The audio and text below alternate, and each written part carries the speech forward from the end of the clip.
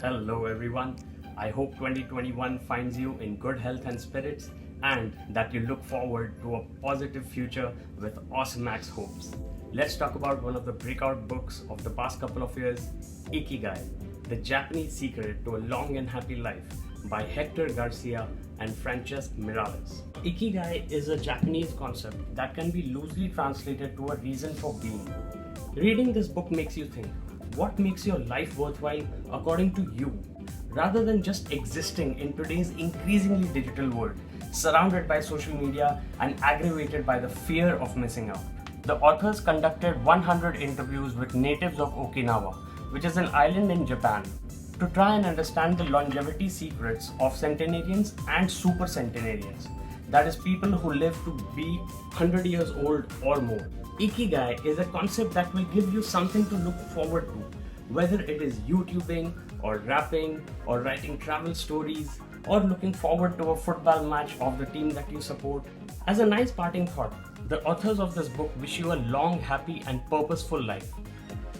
It has been translated from the Spanish by Heather Cleary for Penguin Random House, who I will also approach for the second volume of my book, A Life Afloat.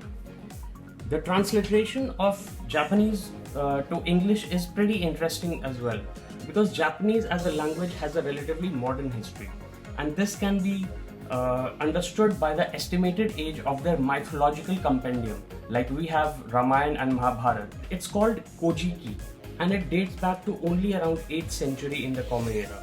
Let me leave the linguistics and the anthropology for the experts and sum up this viral book in one sentence. Strike a balance between what you love, what you are good at, what you can be paid for, and what the world needs.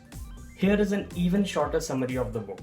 Balance these 4 things: passion, mission, vocation, and profession.